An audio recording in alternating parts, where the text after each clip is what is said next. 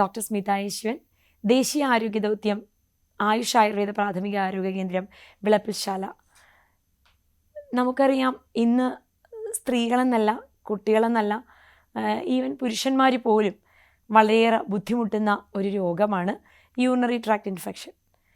പലപ്പോഴും നമുക്ക് ഒരു എന്താ പറയുക, വേദനയോ ചുടിച്ചിലോ ഒന്നും തന്നെ മൂത്രം പോകുന്ന സമയത്ത് ഉണ്ടാവണം എന്ന് നിർബന്ധമില്ല. പലപ്പോഴും നടുവേദനയായിരിക്കും സിംറ്റം. പലപ്പോഴും നടുവേദനയ്ക്ക് എണ്ണ തടവി ആവി പിടിക്കുകയോ അല്ലെങ്കിൽ എന്തെങ്കിലും മരുന്നുകൾ കഴിച്ച് അതിനെ മാറ്റിവെക്കുകയോ ഒക്കെ ചെയ്യുന്ന ഈ കാലഘട്ടത്തിൽ പലപ്പോഴും യൂറിനറി ട്രാക്ട് ഇൻഫെക്ഷൻ ഏറ്റവും ലാസ്റ്റ് മാത്രം ചിന്തയിൽ പോകുന്ന ഒരു രോഗം കൂടിയാണ്. അപ്പോഴേക്കും അത് വല്ലാണ്ട് വേഴ്സണായിട്ടുണ്ടാവും. ധാരാളം വെള്ളം കുടിക്കുക എന്നുള്ളത് പലപ്പോഴും പല ഡോക്ടേഴ്സും നമ്മളോട് നിർദ്ദേശിക്കാറുണ്ടെങ്കിൽ പോലും നാം ഒട്ടും തന്നെ ശ്രദ്ധിക്കാത്ത ഒരു കാര്യമാണ്. പ്രത്യേകിച്ചും മഴക്കാലമായാൽ പിന്നെ തീരെയും വെള്ളം കുടിക്കില്ല എന്നുള്ളതാണ് ഒരു സത്യം.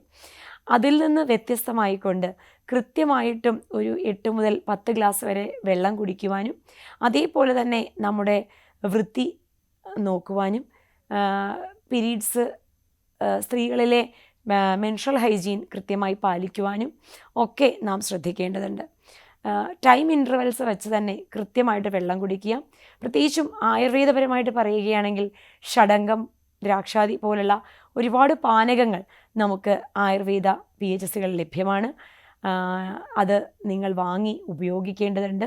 നമ്മൾ പൊതുവേ നമ്മളുടെ വീടുകളിൽ രാമച്ചവും പതിമുഖവും കരിങ്ങാലിക്കാതലും ഒക്കെ ഉപയോഗിച്ച് വെള്ളം തിളപ്പിച്ച് കുടിക്കുന്ന ഒരു രീതിയുണ്ട്.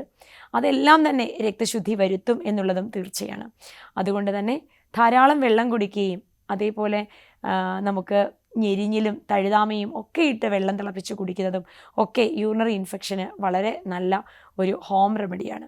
ഇതുകൂടാതെ തന്നെ നമ്മൾ തൊട്ടടുത്തുള്ള ആയുർവേദ ഡിസ്പെൻസറി അല്ലെങ്കിൽ ആയുർവേദ PHC ഹോസ്പിറ്റലുകളിലൊക്കെ നമുക്ക് പോയി അവിടെ ചെന്ന് യഥേഷ്ടം ഡോക്ടേഴ്സിനെ കണ്ട് തന്നെ കൃത്യമായിട്ടും നമ്മുടെ രോഗത്തിനെ ഡയഗ്നോസ് ചെയ്ത് അതിനുള്ള മരുന്നുകൾ സ്വീകരിക്കാൻ കൂടി തയ്യാറാവുക.